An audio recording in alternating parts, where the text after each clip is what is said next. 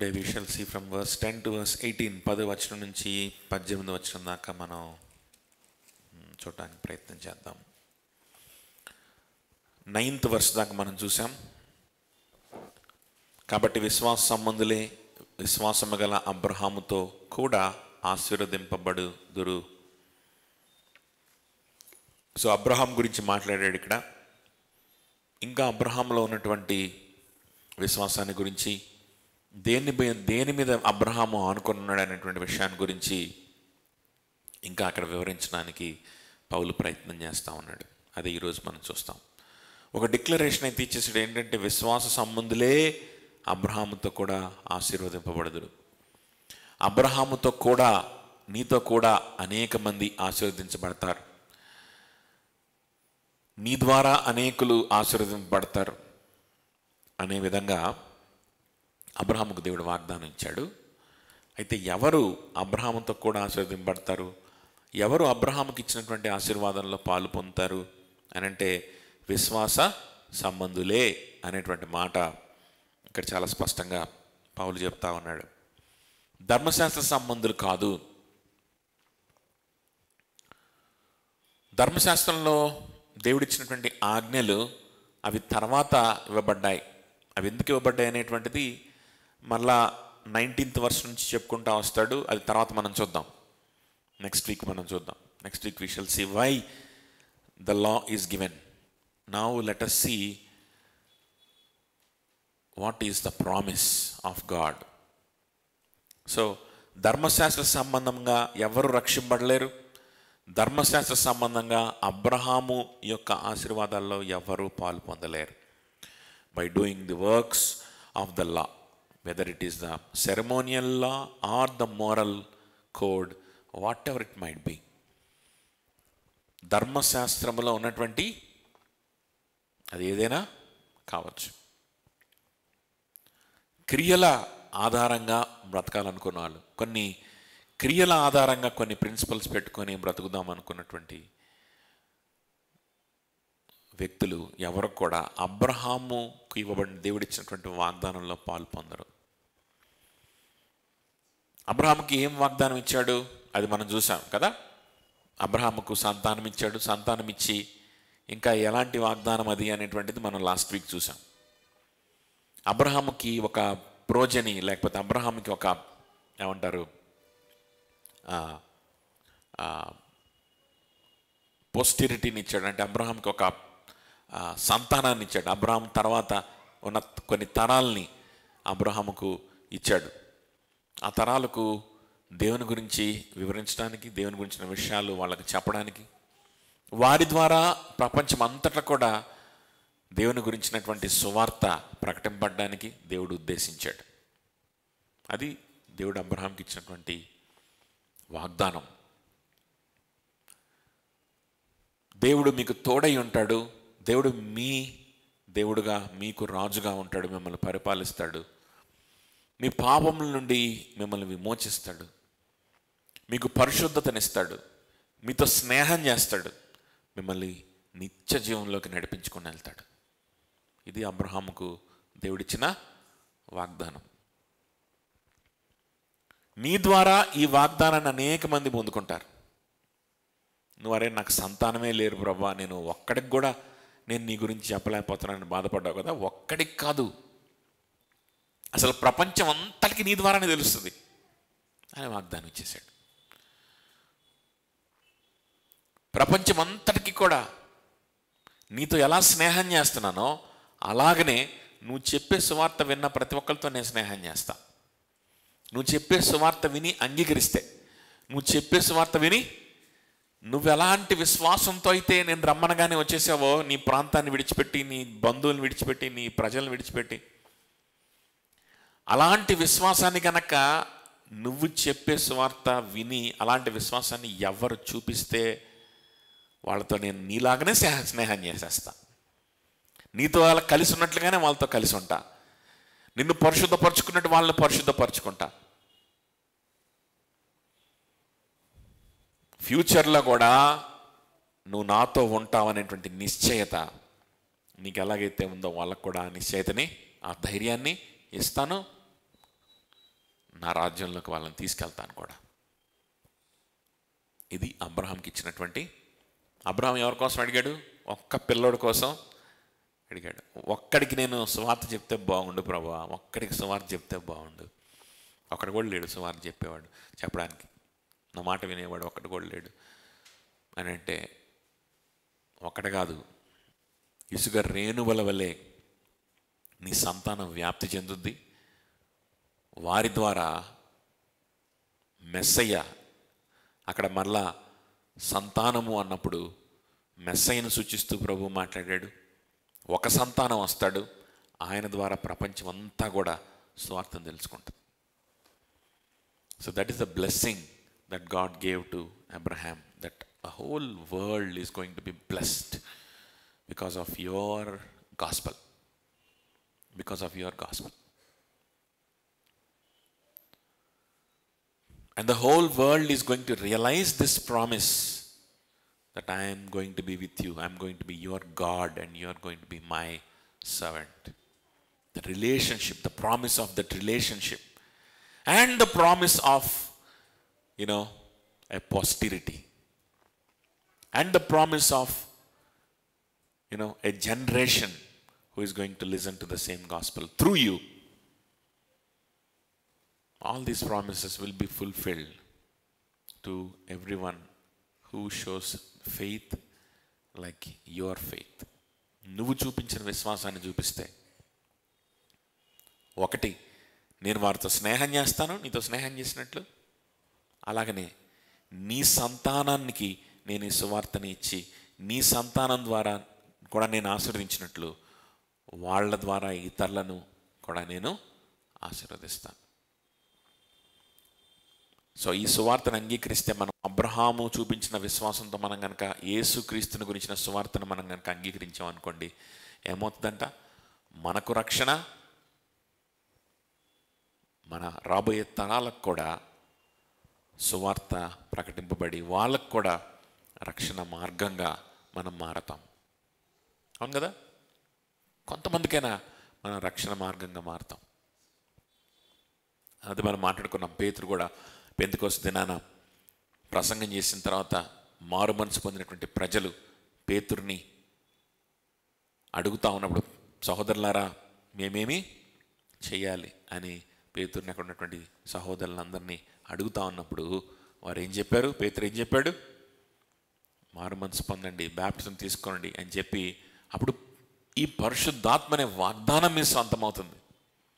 పరిశుద్ధాత్మ దేవుని సహవాసం, దేవునితో friendship, the friendship with God, this wonderful gift, this wonderful promise, which is nothing but the friendship of God, the friendship of God through the Holy Spirit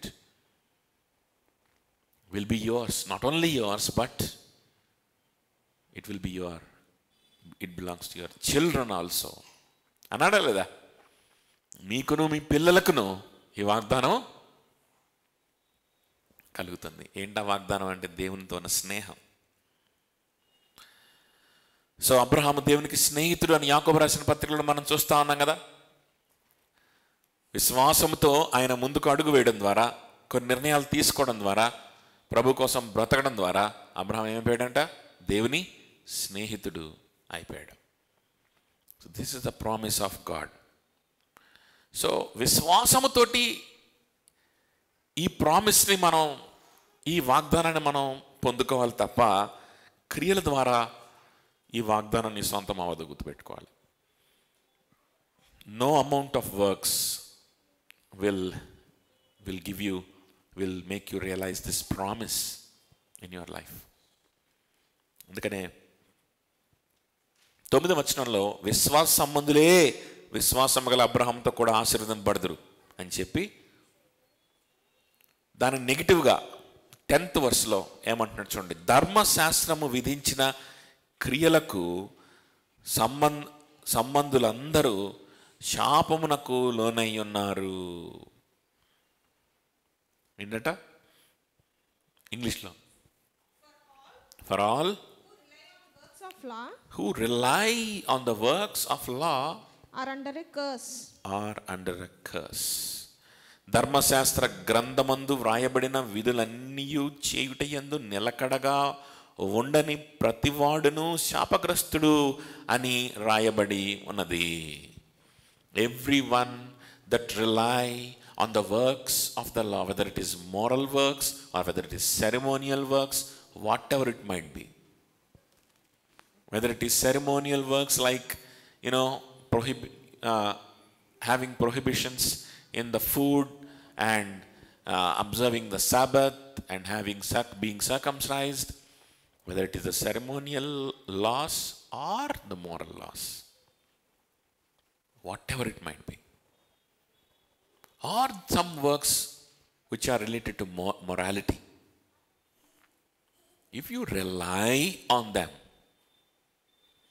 I'm not saying that morality is bad. I'm not saying not to try and be moral. No, I don't mean that. But if you rely on it, of course we need to aim to be moral. We need to aim to be holy before God. దేవుని ఎదుట మనం పరిశుద్ధులుగా నైతిక విలువల్ని పాటిస్తూ మనం ఉండడానికే ప్రయత్నం చేయాలి. మనం దానికోసమే ప్రయత్నం చేయాలి. ప్రయత్నం చేసి మనం దేవుని మీద ఆధారపడాలి, క్రీస్తు యొక్క కృప మీద ఆధారపడాలి. క్రీస్తుకు దగ్గరైతే నాకు ఈ నైతికమైనటువంటి జీవితం ఉంటుంది.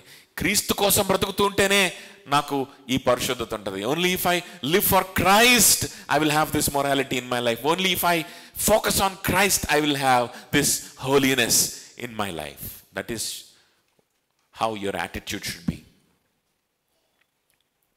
అంతేగాని if you rely on the works of the law, ఆ క్రియల మీదే ఆధారపడి బ్రతుకుదామని నువ్వు అనుకుంటే, ఆ క్రియలు చేస్తూ ఉంటేనే నీకు దేవుని వాగ్దానం వస్తుంది అనుకున్నావు అనుకో, ఆ క్రియలు చేస్తూ ఉన్నప్పుడే దేవుడు నిన్ను ఆశీర్వదిస్తాడు అనుకున్నావు అనుకో, ఆ క్రియలు జరిగిస్తూ ఉన్నప్పుడు నువ్వు నీతిమంతుడిగా మారిపోతా ఉంటావు స్లోగా అని నువ్వు అనుకున్నావు అంటే మాత్రం నువ్వు శాపగ్రస్తుడివి. You are cursed if you think like that. You know why? The reason is ధర్మశాస్త్ర గ్రంథములో ఉన్నటువంటి క్రియలన్నీ కూడా తూచా తప్పకుండా పాటించడం అనేటువంటిది అసాధ్యం. ఒక్క క్రియ విషయంలో నువ్వు తప్పిపోయినా ధర్మశాస్త్రం అంతటి విషయంలో నువ్వు తప్పినట్లే, శాపగ్రస్తుడు అయిపోతావు. దాని మీదే ఆధారపడితే నువ్వేమైపోతావు? శాపగ్రస్తుడు అయిపోతావు. కానీ యేసు క్రీస్తు మీద ఆధారపడితే, ఆయనకి జీవితాన్ని ఇవ్వడం మీద ఆధారపడితే, ఆయన కోసం బ్రతకడం ఎయిమ్గా నువ్వు పెట్టుకుంటే, అప్పుడు యు విల్ నాట్ ఫెయిల్.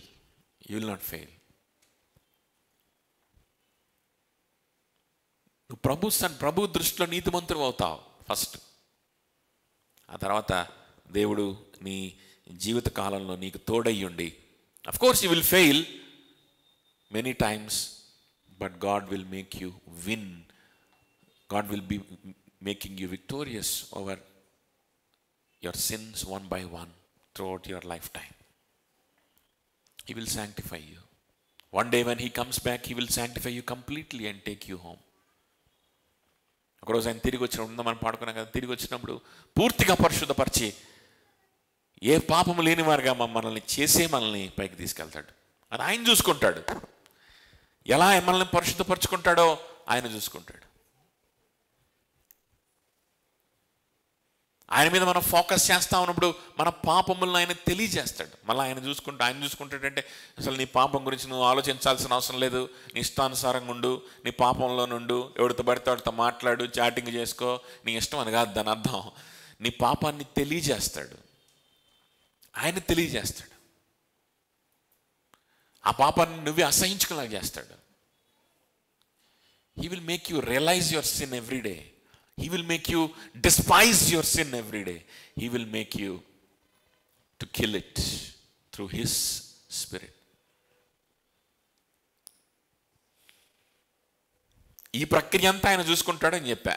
అర్థమవుతుందా? అంటే నీకు సంబంధం లేకుండా ఆయన ఎక్కడో బ్యాక్గ్రౌండ్లో పాపాన్ని చంపేస్తూ ఉంటాడని కాదు దాని అర్థం. ఆయన చూసుకుంటాడని అంటే ఆయన మీద నువ్వు కాన్సన్ట్రేట్ చేయి, ఆయన కోసం బ్రతకాలని నీ జీవితాన్ని ఇస్తూ ఉండు, ఆయన సువార్త కోసం నీ జీవితాన్ని ఇస్తూ ఉండు.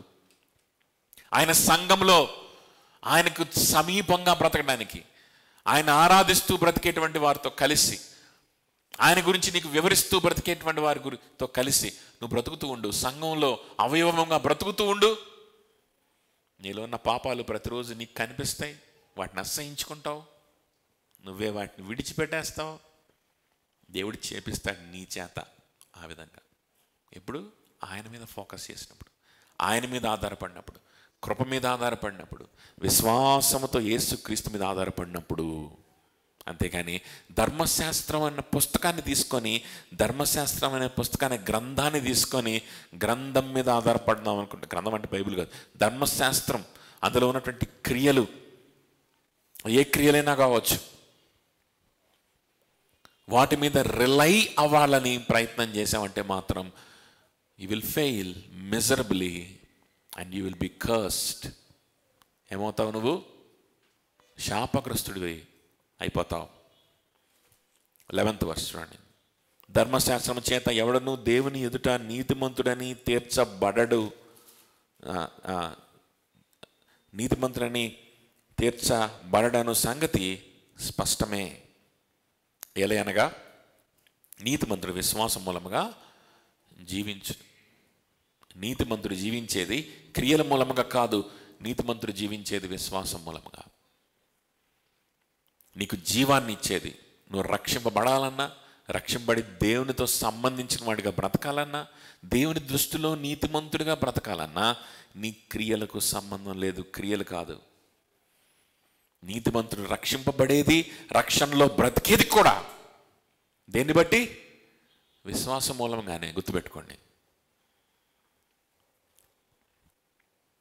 మీరు ఇంత అవివేకులైతేనా మొదట ఆత్మానుసారంగా ఆరంభించి ఇప్పుడు శరీరానుసారంగా పరిపూర్ణులు కుదురా అని చెప్పి ముందుగానే చెప్పాడు కదా.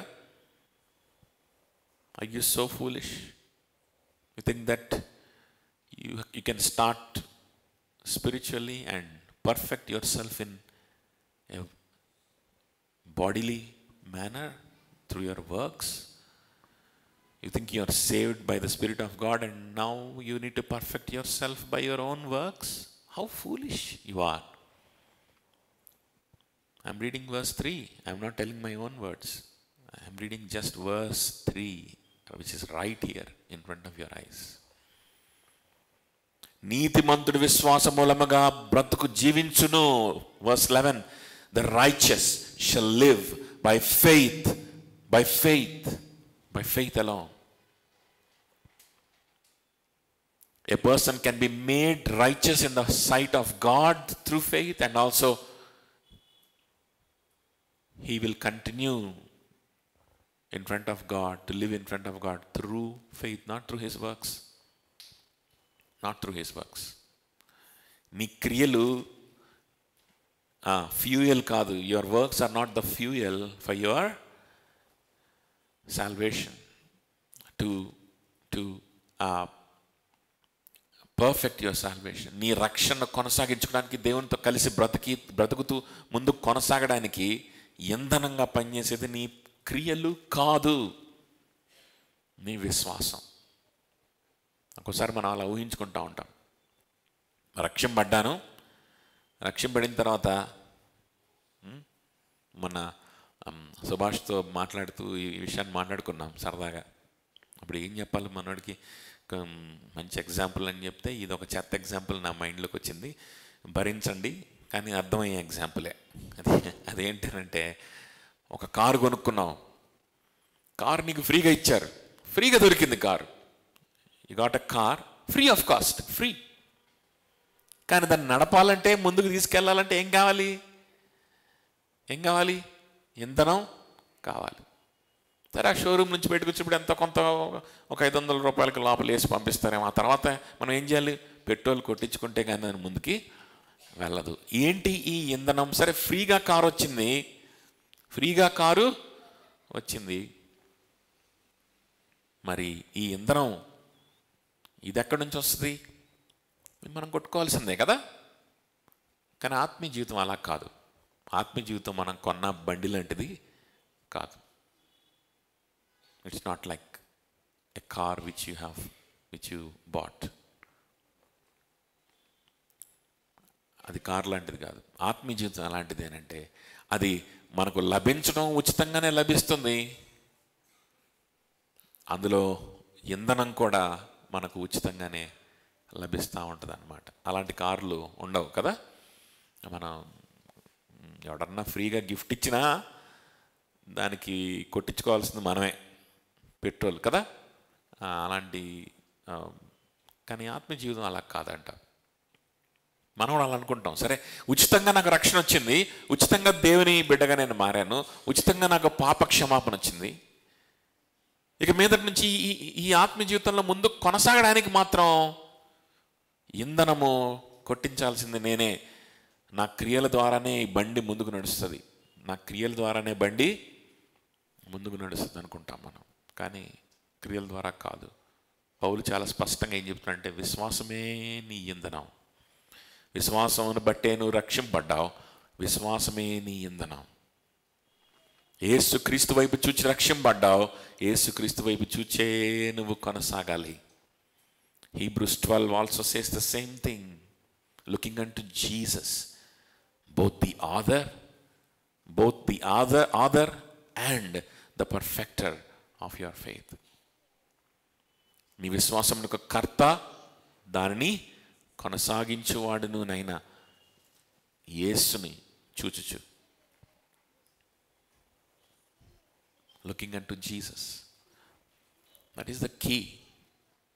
But if you look unto the morals, if you look unto your disciplines, if you try to look unto the law and rely on it and think that as if you are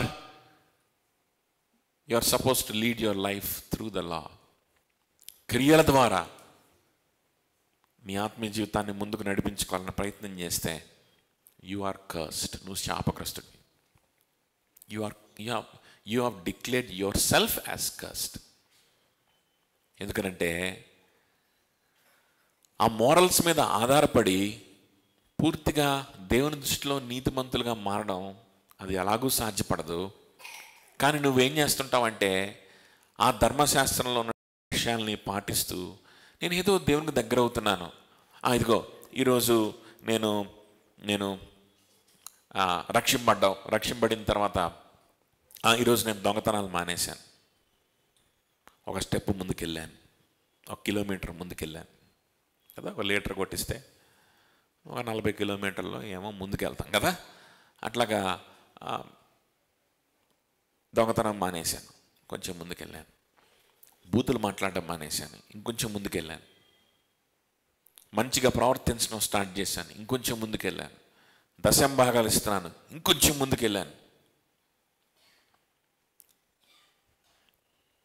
ఇవన్నీ మంచి పనులే, ఇవన్నీ మన జీవితంలో జరగవలసిన పనులే. ఇవన్నీ జరగకపోతే నువ్వు క్రైస్తవుడివే కాదు, ఇవన్నీ నీ జీవితంలో జరగకపోతే నువ్వు విశ్వాసవే కాదు, నువ్వు దేవునికి సంబంధించిన వాడివే కాదు కాదు కాదు. కానీ ఇవి నీ జీవితంలో జరగాలంటే ఖచ్చితంగా జరగాలి, జరగకూడదని కాదు ఇక్కడ మాట్లాడుతుంది. ఇక్కడ పౌలు మాట్లాడుతుంది దేని గురించి అనంటే నువ్వు ఆచరిస్తున్నటువంటి ఈ ఐడియాలజీని గురించి మాట్లాడుతున్నాడు, నీ యాటిట్యూడ్ గురించి మాట్లాడుతున్నాడు. అర్థమవుతుందా? ఈ క్రియలన్నీ నీ జీవితంలో జరగాలి, జరుగుతాయి. కానీ ఎలా జరుగుతాయి? యేసు క్రీస్తు మీద ఫోకస్ చేస్తే జరుగుతాయి. కానీ నువ్వేం చేస్తున్నావు? క్రీస్తు మీద ఫోకస్ చేయట్లేదు, క్రియల మీద ఫోకస్ చేస్తున్నావు. పలానా సినిమాలు మానేశాను, ఇంకొంచెం ముందుకెళ్ళాను. పలానా ఇది మానేశాను, ఇంకొంచెం ముందుకెళ్ళాను. నీ క్రియలు లెక్కేసుకుంటున్నావు, నీ క్రియల ద్వారా నీ క్రియలు నిన్ను ముందుకు తోస్తున్నాయి అనుకుంటున్నావు. ఎన్ని క్రియలు చేస్తే నువ్వు ప్రభు దగ్గరికి వెళ్తావు? ఎన్ని క్రియలు చేస్తే నిన్ను తోసి ప్రభు యొక్క ఉన్నతమైన శిఖరానికి, ప్రభు ఉన్నటువంటి ఆ పరిశుద్ధతకి నిన్ను చేరుస్తాయి? అది పాసిబుల్ అయిద్దా? పాసిబుల్ అవ్వదు. సో కానీ మనకేమనిపిస్తుంది అంటే వీటిని చూసుకొని మనం వెనక్కి తిరిగి చూసి ఎన్ని పనులు చేశాను, ఎన్ని మానేశాను, ఇప్పుడు ఇంకా మానేద్దాం, అప్పుడు ఇంకొంచెం ముందు అని ఆ విధంగా మన ప్రోగ్రెస్ని మనం చూసుకుంటూ, మనం సాధించిన విషయాలను చూసుకుంటూ, మనం విడిచిపెట్టుకున్న విషయాలను చూసుకుంటూ, పౌలు ఏమన్నాడు ఫిలిప్పీయులకు రాసిన పత్రికలో? నేను ఇదివరకే పొందుకొని ఉన్నానని కాక నేనేమైతే సాధించానో వాటన్నిటినీ కూడా వాటిని నా వెనుకున్న వాటిని మరచి ముందున్నటువంటి క్రీస్తు కోసం నేను నా ఫోకస్ క్రీస్తు మీద, నా ఫోకస్ ఎవరి మీద? క్రీస్తు మీద ఉంది. ఆయనలో నాకున్నటువంటి బ్రతుకు, ఆయనలో నాకు పరిశుద్ధత ఉంది. ఆయన ఎలాంటి పరిశుద్ధత తీసుకురావాలో అలా నన్ను ఏ క్షణంలో ఎలా పరిశుద్ధపరచాలో ఆయన పరిశుద్ధపరుస్తాడు. నా నుంచి ఏ సత్క్రియలు తీసుకొని రావాలో కరెక్ట్ సమయంలో కరెక్ట్ వేలో ఆయన తీసుకొస్తాడు. My focus is Christ. ఇప్పుడు దాకా నేను మానేసిన విషయాలు, ఇప్పుడు దాకా నేను విడిచిపెట్టుకున్న విషయాలు, కోపాన్ని విడిచిపెట్టి ఉండొచ్చు, అసూయని విడిచిపెట్టి ఉండొచ్చు కదా, ప్రేమలేని తనాన్ని విడిచిపెట్టి ఉండొచ్చు, స్వార్థాన్ని విడిచిపెట్టి ఉండొచ్చు, గర్వాన్ని విడిచిపెట్టి ఉండొచ్చు. నేను విడిచిపెట్టుకున్న విషయాలు ఏవైతే ఉన్నాయో, ధనాశను విడిచిపెట్టి ఉండొచ్చు, నేను విడిచిపెట్టుకున్న ఈ విషయాలు కూడా ఏవైతే ఉన్నాయో అవి యేసు క్రీస్తు కోసం నేను బ్రతుకుతూ ఉండగా, ఆయన మీదే నా ఫోకస్ పెట్టుకుని ఉండగా ఆయన తీసేశాడు. ఆయన ఎలా తీసేశాడు, ఎప్పుడు తీసేశాడో కరెక్ట్ టైంలో కరెక్ట్గా ఉన్నటువంటి విషయాల్ని ఫటాఫటా తీసేసుకుంటా వచ్చాడు. ఆయన చేసిన కార్యాలు ఇవి, నేను చేసిన కార్యాలు కాదు. ఆయన సాధించిన విజయం ఇది, నేను సాధించిన విజయము కాదు ఇది. కాబట్టి వాటిని నేను మరలా వాటిని ఎంచుకొని ఏదో అవేవో నేనే సాధించినట్లు, అవేవో నేనే విడిచిపెట్టుకున్నట్లు, నేనే ఏదో గొప్పగా ఏదో చేసినట్లు నేను వాటన్నిటినీ మళ్ళా నేను లిస్ట్ అవుట్ చేసుకొని నా గొప్పతనాన్ని చూసుకోదలుచుకోవట్లా. వాటిని వెనుకన్న వాటిని విడిచిపెట్టదలుచుకుంటున్నాను. వెనుకన్న వాటిని. కానీ ధర్మశాస్త్రం మీద ఆధారపడేవాళ్ళు, but those who rely on the law, what they will do is they will do the exact opposite of Paul has done. The exact opposite. I leave behind the things which I have achieved, because they are not my achievements, they are the achievements of the grace of my Lord Jesus Christ. But the people who rely on the law will do the exact opposite thing. In which category you are today? నువ్వే జాబితాలో ఉన్నావో నీకు నువ్వే పరీక్షించుకొని చూసుకో. పౌలు చేసిన దానికి exact opposite చేస్తున్నావు. Opposite చేయడం అంటే నీ క్రియల్ని ఎంచుకుంటూ నువ్వేం విడిచిపెట్టుకున్నావో, నువ్వేం సాధించావో, నువ్వేం చేసావో అన్నిటిని ఎంచుకుంటూ, ఆహా ఇంతగా నేను దేవుడు ఇంతగా నేను ముందుకొచ్చాను, ఈ క్రియలే, ఈ మార్పులే, లేకపోతే ఈ నిర్ణయాలే నన్ను దేవునిలో ముందుకు తోస్తున్నాయి అన్నట్లుగా, ఈ డిసిప్లిన్సే, ఈ క్రియలే దేవునిలో నన్ను ముందుకు తోస్తున్నాయి అన్నట్లుగా ఒకవేళ కనుక నువ్వు ఉంటే, if this is the attitude you have. చూడండి, పౌలు కూడా పాపాన్ని జయించాడు. పౌలు కూడా కొన్ని విషయాలను విడిచిపెట్టుకున్నాడు. పౌలు కూడా చాలా విషయాల్లో పరిశుద్ధపరచబడ్డాడు. చాలా పాపాలని చంపేశాడు. ఆయన పనే అది, చంపుతూ ఉంటాడు ప్రతిరోజు పాపాన్ని. He's an expert at killing sin with the help of the Holy Spirit. He's expert.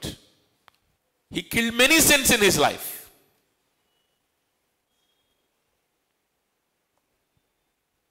Even more than when he was a Pharisee, a professor of law. He killed even more sins when he came to the Lord. ఇంకా చాలా విషయాల్లో perfect అయ్యాడు. ఇంకా చాలా విషయాల్లో సరిచేయబడ్డాడు. పరిసేయుడిగా ఉండి ధర్మశాస్త్రాన్ని అంతా కూడా పీల్చి పిప్పి చేస్తున్న సమయం కంటే కూడా ధర్మశాస్త్రాన్ని పక్కన పెట్టేసేసి యేసయ్య మీద ఫోకస్ చేయడం స్టార్ట్ చేసినప్పుడు ఇంకా పరిశుద్ధపరచబడతా ఉన్నాడు. ఇంకా అనేకమైన క్రియలు ఆయన చేస్తున్నాడు. కానీ పౌలు యాటిట్యూడ్ ఎలా ఉంది గమనించారా? పౌలు యాటిట్యూడ్ ఎలా ఉంది అని అంటే, he's focusing on Christ, not on his works. Paul is focusing on Christ, the faith that he has in Christ Jesus. That is what he is focusing, and that is what he is relying on, but not the law which he has already obeyed. ఆయన ఇదివరకే లోబడి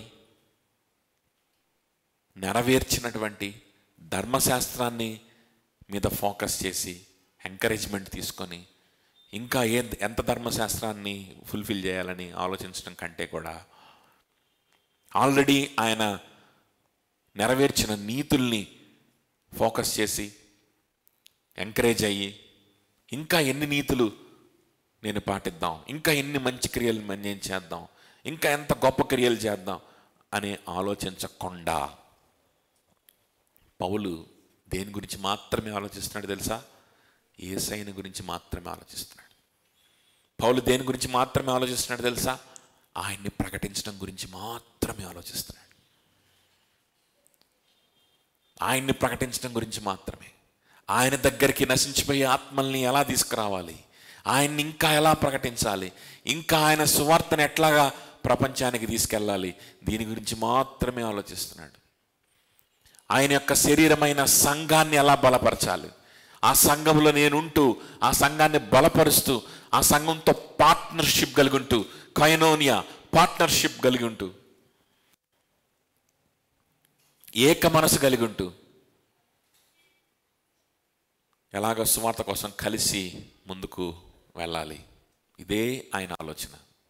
ఎందుకంటే ఆయన ఈ సంఘం అంటే యేసయ్య శరీరం, ఈ సంఘానికి శిరస్సు యేసయ్య కాబట్టి ఈ సంఘంతో కలిసి పనిచేస్తూ ఉంటేనే ఆ శిరస్సులో నుంచి ఆజ్ఞలు ఆయన పాటించగలుగుతాడు. కాబట్టి focus is Jesus. He is relying on Jesus Christ and faith on Jesus Christ, but not. అందుకని నీతిమంతుడు విశ్వాస మూలముగా జీవించును. righteous shall live by faith. 12th verse. ధర్మశాస్త్రము విశ్వాస సంబంధమైనది కాదు కానీ దాని విధులను ఆచరించువాడు వాటి వలననే జీవించును. అది విశ్వాస సంబంధమైనది కాదు. అందులోనే విధులుంటాయి, కొన్ని విధులుంటాయి. ఆ విధులను ఆచరించేవాడు వాటి వలననే బ్రతుకుతాడు. ఆ విధులలో ఏ ఒక్క విధిని ఆచరించలేకపోయినా దానివల్లనే వాడు చేస్తాడు. దాని అర్థం అది. అదో ఉందా? ఇంగ్లీష్లో ఒకసారి చదవండి. But the law is not of faith, rather the one who does them shall live by them. The one who does them shall live by them. Can you do the complete law at all times? At all times? ప్రతి క్షణం, ప్రతిరోజు ధర్మశాస్త్రం అంతటిని నువ్వేం చేయాలి? ఆ విధులన్నిటిని కూడా, ఏ విధిని కూడా నువ్వు తప్పిపోకుండా పాటించాలి. ఏ ఒక్క రోజు ఏ విధిని నువ్వు తప్పిపోయినా, ఏ క్రియను నువ్వు చేయలేకపోయినా, చేయకూడని ఏ క్రియను నువ్వు చేసినా, ఏ తలంపు నీలోకి వచ్చినా నువ్వు ధర్మశాస్త్రాన్ని తప్పిపోయినట్టే లెక్క. ఆ ధర్మశాస్త్రాన్ని పాటిస్తే, కంప్లీట్గా ప్రతి క్షణము పాటిస్తూ ఉంటే బ్రతుకుతావు. పాటించకపోతే ఏమవుతావు? చచ్చిపోతావు. పాటించిన మరుక్షణమే శాపం నీ నెత్తి మీదకి వచ్చేస్తుంది, నరకం నీ నెత్తి మీదకి వచ్చేస్తుంది. అది విశ్వాస సంబంధమైనది కాదు, గుర్తుపెట్టుకోండి. కలపకూడదు, రెండింటిని కలపకూడదు. అదే ఇక్కడ వివరిస్తూ తెలుసుకున్నాడు అనమాట. విశ్వాసాన్ని ధర్మశాస్త్రాన్ని కలపడానికి వీల్లేదు. సరేలేండి, ధర్మశాస్త్రం చేయగలిగినంత వరకు ధర్మశాస్త్రం చేస్తాం, తప్పినప్పుడు విశ్వాసం వైపు జంప్ అవుతాం. ఫోకస్ అంతా ధర్మశాస్త్రం మీద పెడతాం. నేను ఎంత గొప్పవాడిని, నేను రక్షింపడ్డాను, నేను అవి మానేశాను, నేను ఈ మానేశాను, నేను బూతులు మానేశాను, నేను అవి మానేశాను, నేను మంచిగా ఉన్నాను, వండర్ఫుల్గా నేను ఉద్యోగం చేసుకుంటున్నాను, సక్సెస్ అవుతున్నాను, అందరు నన్ను పొగుడుతున్నారు, అన్నీ లెక్కేసుకుంటా ఫోకస్ అంతా ధర్మశాస్త్రం మీదనే, ఫోకస్ అంతా క్రియల మీదనే పెట్టుకుంటాను. ఎప్పుడైతే నేను పడిపోతానో, ఈ విధంగా బ్రతుకుతున్న అంకులు అలా బ్రతుకుతూ ఉంటాడు గొప్పగా, అందరి ముందు హ్యాపీగా, సక్సెస్ఫుల్గా, పరిశుద్ధుడిగా, నీతిమంతుడిగా, నీతులు ప్రకటిస్తూ బ్రతుకుతూ ఉంటాడు. ఏదో ఒక రోజు ఏమవుతుందంటే భార్యని తంతాడు. ఏదో రోజు ఏమైంది అంటే సహోదర ప్రేమ కోల్పోతాడు, భార్యని మిస్ట్రీట్ చేస్తాడు. ఏదో ఒక రోజు ఏమైంది అంటే వ్యభిచారంలో పడతాడు. అప్పుడు ఏమనుకుంటాడు? అప్పుడు ఏమనుకోవాలి? ఫోకస్ అంతా దేని మీద ఉంది? క్రియల మీద ఉంది. ఫోకస్ అంతా క్రియల మీద ఉంది కాబట్టి నేను బ్రతుకుతున్నదే ఈ క్రియల మూలంగా కదా. ఇప్పుడు నేను పడిపోయాను, నేను బ్రతుకుతున్నదే క్రియల మూలంగా కదా. అర్థమవుతుందా? ఆ నెలంతా కూడా ఏ అపవిత్రమైన తలంపులు రానివ్వలేదు. ఆ నెలంతా కూడా ఎలాంటి అపవిత్రమైన చూపులు లేవు. ఆ నెలంతా కూడా ఎలాంటి తప్పుడు మాటలు నోట్లోంచి రానివ్వలేదు. ఆ నెలంతా కూడా పవిత్రంగా బ్రతికాడు. ఆ నెలంతా పవిత్రంగా ఉన్నాడు. నిజాయితీగా డ్యూటీకి వెళ్ళాడు. నిజాయితీగా అందరితో ఉన్నాడు. దాన ధర్మాలు చేశాడు. దశంభాగాలు ఇచ్చాడు. కానుకలు వేసాడు. పాటలు పాడాడు. అన్నీ చేశాడు. వారం అంతా అయిపోయింది. 31వ తారీఖు వచ్చింది. లేదు, ఈ నవంబర్ నెల అంతా, ఈరోజు తారీఖు అంతా 24. సో 24వ తారీఖు వచ్చింది. చర్చికి వచ్చాడు. చర్చిలో కూడా హ్యాపీగా ఉన్నాడు. అంతా బాగుంది, నీతిగా ఉన్నాడు. అంతా అయిపోయింది. ఇంటికి వెళ్ళిన తర్వాత వాళ్ళ ఆవిడ సరిగ్గా వంట వండలేదు. మార్చేసరికి బాగా ఆకలి మీద ఉండి ఏమన్నాడంటే వాళ్ళ భార్యని అనరాని మాట అనేసాడు. కోపం తెచ్చేసుకున్నాడు. ఈ వ్యక్తి ఎందుకు నా జీవితంలో అనేటువంటి ఆలోచన చేసింది.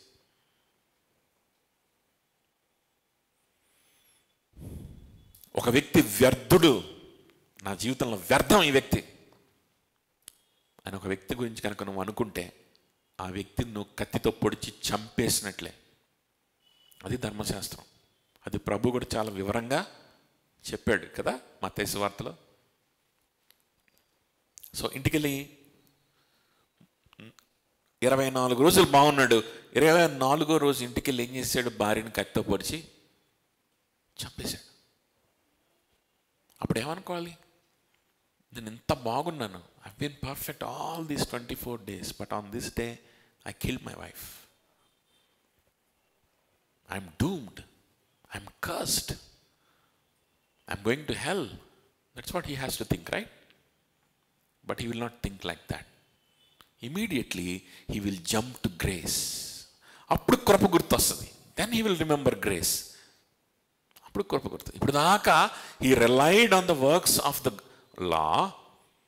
When he shouted on his, yelled at his wife and hated his wife, then immediately he says to himself that no, I'm not cursed, I'm not going to hell, it's a small mistake, God is gracious, he will forgive me. So many things I have done, so many sins I have, overcome. This is a small thing, God will forgive it. My dear people, it's such a mistake to mix grace with the law. If you're relying on the law, you're cursed. Because if not on the first day, if not on the second day, if not on the third day, at least on the 24th day of the month, you will sin. And on that day, you will be sentenced to hell.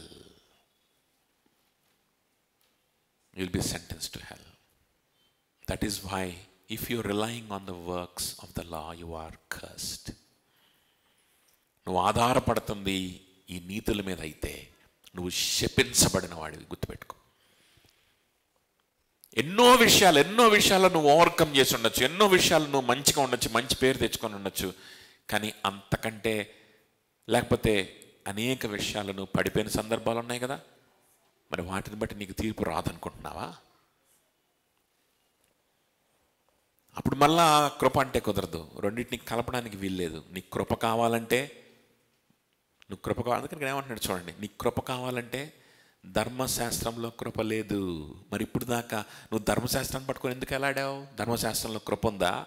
నీకు కృప కావాలి, తెలుసు కదా. ఎప్పుడొకప్పుడు నీ భార్యను అరుస్తావు, ఎప్పుడొకప్పుడు ద్వేషంతో నింపడతావు, ఎప్పుడొకప్పుడు అసూయతో నింపడతావు, తెలుసు కదా నీకు. ఈ ధర్మశాస్త్రమైన క్రియలన్నీ నువ్వు ప్రతి క్షణం చేయలేవు, తెలుసు కదా. మరి నీకు కావాల్సింది కృప కదా. నువ్వెందుకు ధర్మశాస్త్రం పట్టుకున్నాడో ఇన్ని రోజులు? ఇప్పుడేంటి ప్లేట్ ఫిరాయిస్తున్నావు ఏంటి? అర్థమవుతుందా చెప్తుంది? ఇప్పుడు చదవండి 12th verse. ధర్మశాస్త్రము విశ్వాస సంబంధమైనది కాదు, కానీ విధులను ఆచరించువాడు వాటి వల్లనే జీవించును కదా. ధర్మశాస్త్రము విశ్వాసం మూలమైనది కాదు. నువ్వు పడిపోయినప్పుడేమో నీకు విశ్వాసం గుర్తొస్తుంది, కృప కావాలి నీకు. అయ్యా నీ మీద విశ్వాసం ఉంచుతానయ్యా, నువ్వు నా కోసం మరణించావు కదా ప్రభువా, నువ్వు నా పాపాలను క్షమించడానికే మరణించావు కదా, ఇదిగో పాపం చేశానయ్యా, తప్పైపోయిందయ్యా, క్షమించు అని విశ్వాసం ఉంచుతున్నా. విశ్వాసం ఉంచాను కాబట్టి నన్ను ఇప్పుడు ఏం చేయాలి, నువ్వు క్షమించాలి. కానీ నువ్వు ఆధారపడింది దేని మీద? విశ్వాసం మీద కాదే. నువ్వు ఆధారపడుతుంది నీ క్రియల మీద కదా. నువ్వు అసలు విశ్వాసం ఎట్లాగవుతావు? ఏదో ఎమోషన్ అయ్యి అప్పటికప్పుడు నేను నమ్ముతున్నాను ప్రభా, నమ్ముతున్నానయ్యా, నన్ను విశ్వసిస్తున్నాను ప్రభా, నువ్వు నన్ను క్షమించడానికి లోకానికి వచ్చావు, నువ్వు నా కోసం చచ్చిపోయావు, నేను తప్పు చేశా, నేను నరకానికి పోకుండా కాపాడు అనంగానే విశ్వాసం అయిపోద్ది. అది అదవుతుంది చెప్తుంది. మళ్ళీ ఈ ప్రార్థన చేసిన తర్వాత అమ్మయ్య విశ్వాసంలో ఉన్నది యేసుక్రీస్తు, ఏ శిక్షా విధి లేదు, ఓకే అని అయ్యి వాక్యాలని చదువుకొని అమ్మయ్య క్షమించండి, దేవుడు నన్ను క్షమించాడులే అని మళ్ళా మరుస క్షణం నుంచి నువ్వేం చేస్తావు? విశ్వాసం మూలంగా జీవించడం ప్రారంభిస్తావా? కనీసం అప్పుడు కన్నా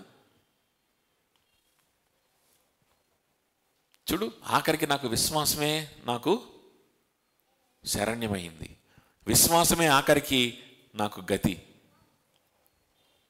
విశ్వాసం మీద ఆధారపడకపోతే నాకు బ్రతికే లేదు. కొన్ని రోజులు నా క్రియలను చూసుకుంటా నేను సంతోషపడతా, మురిసిపోతా రావచ్చు, కానీ ఏదో రోజు పడిపోతాను, అప్పుడు నాకు విశ్వాసమే నాకు దిక్కు. కాబట్టి నేను ఎందుకు నా క్రియల మీద ఫోకస్ చేయడం? విశ్వాసం మీదే ఫోకస్ చేస్తా, యేసయ్య మీదనే ఫోకస్ చేస్తా, ఆయన గురించి ఆలోచిస్తా, ఆయన కోసం ఏం చేస్తున్నానో ఆలోచిస్తా, ఆయన సంఘంలో ఉండడం గురించి నేను ఫోకస్ చేస్తా అని కనీసం ఇప్పటికైనా అనుకుంటాడా? కనీసం ఇప్పటికైనా అనుకుంటే అప్పుడు రక్షణ పడతాడు, ఆ టైంలో రక్షణ పడతాడు కనీసం. కానీ అది కూడా అనుకోకుండా తర్వాత మళ్ళీ ఏం చేస్తాడంటే, ఆ పడిపోయిన దాని నుంచి ఏమో బయటికి రావడానికి విశ్వాసం కావాలి, మళ్ళా తర్వాత మళ్ళా సేమ్ ఒక్క విషయంలో నేను పడిపోయాను, అది దేవుడి మీద విశ్వాసం ఉంచి దాన్ని క్లియర్ చేసుకున్నాను. కానీ దానికంటే ముందు ఎన్ని చేశాను, ఎన్ని మానేశాను, ఎన్ని మామూలు విషయాలా, ఇవన్నీ జరుగుతాయి. ఇంకా నేను కొన్ని విషయాలు మానేస్తాను. మరి ఇన్ని చేస్తానండి, నన్ను పరలోకానికి ఏడకి తీసుకెళ్తాడు దేవుడు అని అనుకున్నావా? You are cursed. నిన్నెవ్వడు కాపాడలేడు.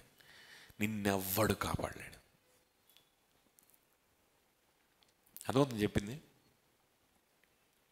అయితే ఇందులో ఒక శుభవార్త కూడా ఉంది. అదేంటి అంటే, ఇలాంటి జీవితాన్ని లీడ్ చేసేటువంటి వారిని చూసి, ఇలాంటి పర్ఫెక్షన్ కోసం, ఇలాంటి మనుషుల దగ్గర నుంచి మెప్పు కోసం ప్రాకులాడుతూ బ్రతుకుతూ, వాళ్ళు సాధించినటువంటి విషయాల్ని చూసుకుంటూ బ్రతుకుతూ, నిజమైన రక్షణ ఆనందం ఉండదు వీళ్ళకి. వీళ్ళు రక్షణ పడలేదు కదా. వీళ్ళు దేని మీద ఉన్నారు? వీళ్ళు దేని కింద ఉన్నారు? ఆశీర్వాదం కింద ఉన్నారా? రక్షణ కింద ఉన్నారా? దేని కింద ఉన్నారు? శాపం కింద ఉన్నారు. శాపగ్రస్తులకు సంతోషం ఉంటుందా? ఉండదు. ఏదో వాళ్ళు సాధించిన ఉద్యోగాలు, వాళ్ళు సాధించిన ఇవన్నీ చూసుకొని ఏదో సంతోషపడడం తప్ప నిజమైన సంతోషం, నిజమైన రక్షణ ఆనందం ఏమి ఉండదు. నేను ఏదో వ్యభిచారుల గురించో హంతకుల గురించి మాట్లాడట్లేదు. అన్ని విషయాల్లో పర్ఫెక్ట్గా మనకు కనిపించేటువంటి వాళ్ళ గురించి మాట్లాడుతున్నా. నిజంగా రక్షణ ఆనందం ఉండదు. ఏదో ఆ క్రియలను చూసినప్పుడు అబ్బో నేను ఎదిగాను అని వాడే ఫీల్ అయ్యి ఏదో ఒక రకమైన సంతోషాన్ని పొందుకుంటాడు. నన్ను అందరూ మెచ్చుకున్నారు, నన్ను ప్రసంగానికి పిలిచారు, మీరు ఒక ప్రొఫెషనల్ అయ్యుండి మీరు ప్రొఫెషన్ మంచిగా ఉన్నారు, అలాగనే అందరి దగ్గర మంచి పేరు తెచ్చుకుంటున్నారు, ఏ పాపం చేయట్లేదు, ఏ లంచం తీసుకోవట్లేదు, అంతా మంచిగా ఉంటున్నారు అని చెప్పేసి పొగిడి, రెండయ్యా మీరు ప్రసంగం చేద్దరు కానీ, మీలాంటి వాళ్ళు మాకు కావాలి, బైబిల్ స్టడీ తీసుకుందరు కానీ అని పిలుస్తూ ఉంటారు. ఇవన్నీ చూసుకొని సంతోషపడతా ఉండడమే తప్ప అక్కడికి వెళ్తాడు, అంత పూలమాలలు వేస్తారు, ఫెలిసిటేషన్స్ చేస్తారు, అన్నీ చేస్తారు, ప్రసంగం గంభీరంగా ప్రసంగం చేయొచ్చు. ఇంటికి వచ్చిన తర్వాత రక్షణ ఆనందం ఉండదు.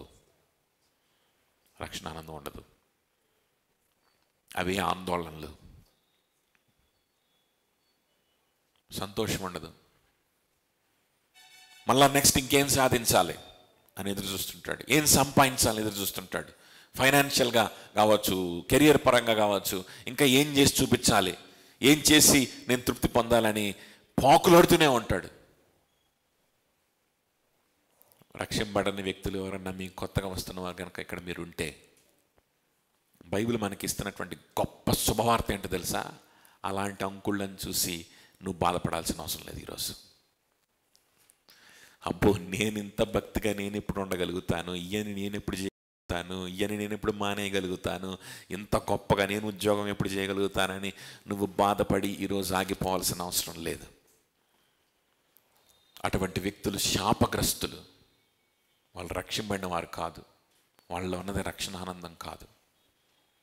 కానీ ఈరోజు నువ్వు నీ క్రియల మీద ఆధారపడవలసిన అవసరం లేదు. నువ్వు నీతిమంతుడిగా దేవుని దృష్టిలో మారదలుచుకుంటే నువ్వు చేయవలసింది ఒకటే, ఆయన మీద విశ్వాసం ఉంచడం, యేసయ్య మీద నీ మనసు ఉంచడం. అదొక్కటి ఈరోజు నువ్వు చేయగలవా?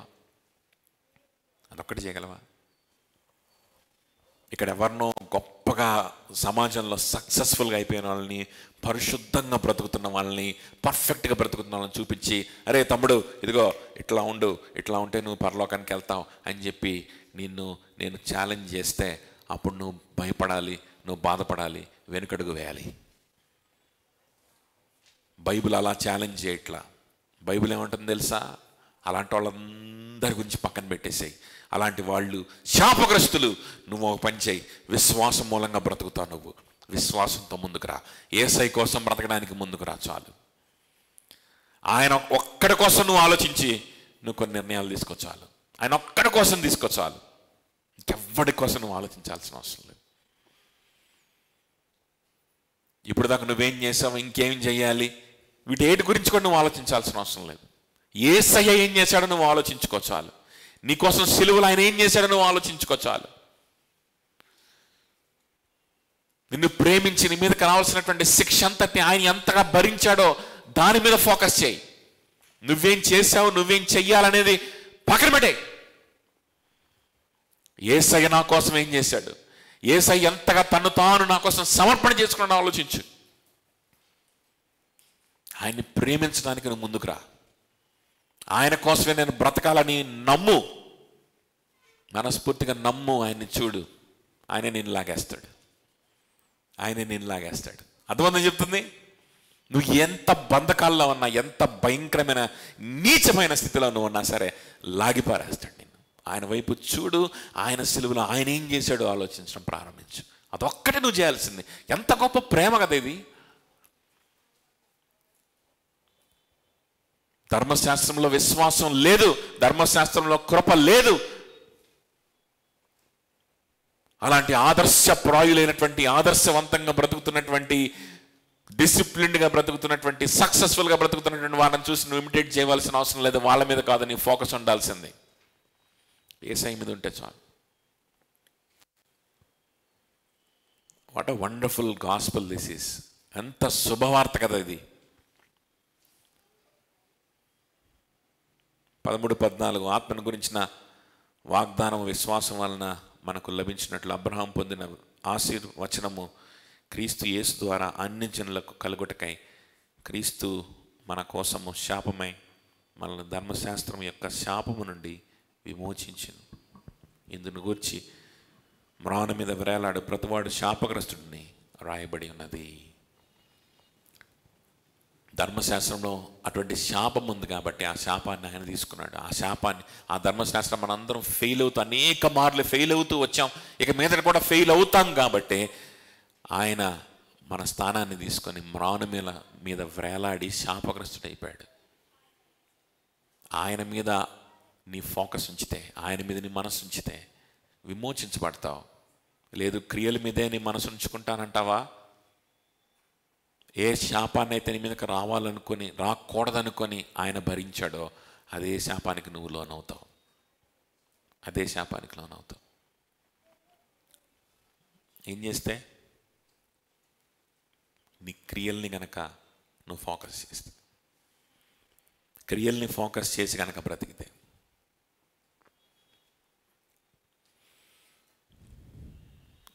పాపం చేసిన వారు, వ్యభిచారం చేసిన వారు, వీళ్ళు మనందరం పాపంలోనే ఉన్నాం. వారు ఎలాగూ మనందరం ఆ పాపాన్ని బట్టి శాపగ్రస్తులమే.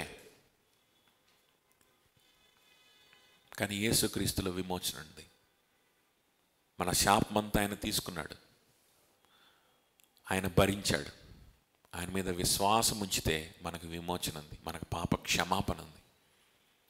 ఆయన నీతి మన మీద కప్పుతాడు. లేదు రెండింటిని మిక్స్ చేద్దాం అనుకున్నావా, still you are cursed. Faith plus faith is salvation. Faith plus nothing else is salvation. If you mix it with works, faith plus works annava, it is curse. ఏంటది? శాపం. పెట్టుకో, శాపం. ధర్మశాస్త్రం మీద ఆధారపడితే దాని మీదే ఆధారపడు, దాని ప్రకారం బ్రతుకు, దాన్ని బట్టి బ్రతుకు, ఒక్క క్షణం కూడా తప్పకుండా పాటించి బ్రతుకు. అది ఎట్ట కుదురుద్దండి? కుదరదు అని కనుక నీకు అర్థమైతే విశ్వాసం మీద బతుకు, అంతే, ఫినిష్. అర్థమవుతుందా చెప్పింది? అంతే. ఎదురు విశ్వాసం మూలంగా బ్రతకాలి, లేకపోతే ధర్మశాస్త్రం మూలంగా బ్రతకాలి. అది కుదరదు కాబట్టి విశ్వాసమే మనకి దిక్కు. కలపొద్దు. కొంతసేపు ఏమో విశ్వాసం, కొంతసేపు ఏమో నేను ఇవన్నీ చేశా కాబట్టి దేవుడు నన్ను ఆశీర్వదిస్తాడులే. కలపొద్దు. విశ్వాసాన్ని బట్టే నేను రక్షింపడ్డా, విశ్వాసాన్ని బట్టే నేను ప్రభువులో కొనసాగుతున్నా, విశ్వాసాన్ని బట్టే దేవుడు నన్ను పరిశుద్ధంగా మార్చుకుంటూ నన్ను ఆశీర్వదించి ముందుకు తీసుకెళ్తాడు. దీని ముందు మనకు చెప్పినట్లుగా విశ్వాసాన్ని బట్టే శ్రమానుభవం గుండా వెళ్ళినా నేను సంతోషంగా అధిగమించగలుగుతాను. విశ్వాసాన్ని బట్టే నా జీవితంలో అద్భుత క్రియలు జరుగుతాయి. విశ్వాసాన్ని బట్టే పరిశుద్ధాత్మ దేవుని నేను పొందుకుంటాను. కాబట్టి my focus should be Christ, not my works. చెప్పింది అర్థమైందని అనుకుంటున్నాను. ఇంకా నేను వివరించడానికి ప్రయత్నం చేశానంటే టైం అయిపోతూ ఉంటుంది. సో ఇంతతో మనం ముగించుకుందాం. నెక్స్ట్ అబ్రహాముకి దేవుడు ఇచ్చినటువంటి వాగ్దానం ఏంటనేది నెక్స్ట్ వీక్ చూద్దాం. ఆ నెక్స్ట్ వీక్ అసలు ధర్మశాస్త్రం ఎందుకు ఇచ్చాడు అనేటువంటి చూద్దాం. కాబట్టి రెగ్యులర్గా ఈరోజు వచ్చిన వాళ్ళు రెగ్యులర్గా వస్తూ ఉండండి. మీరు అంటే ఓవరాల్గా కొత్తగా ఈ విషయాలన్నీ వింటున్న వాళ్ళకి కొంచెం ట్రాక్ చేయడం కష్టం అవ్వచ్చు, కానీ ఒక 2-3 వారాలు వచ్చి చూడండి, కరెక్ట్గా మీకు చాలా స్పష్టంగా రక్షణ అంటే ఏంటి ఇవన్నీ మీకు అర్థమైపోతాయి. అది పెద్ద కష్టమేమి కూడా కాదు. సో సాయంకాలం మరలా 6:30 గంటలకి మనం ఇప్పుడు మాట్లాడుకున్న ఈ శర్మన్ గురించి డిస్కషన్ ఉంటుంది. కాబట్టి మీరు వ్యక్తిగతంగా వచ్చి అడగాలనుకున్నా, ఇంకా వివరణ పొందుకోవాలనుకున్నా మీకు మంచి అవకాశం. మీరు వచ్చి అవకాశాన్ని సద్వినియోగపరచుకోవచ్చు. Okay, right. అందరూ లేచి నిలబడదాం. Let's all stand up.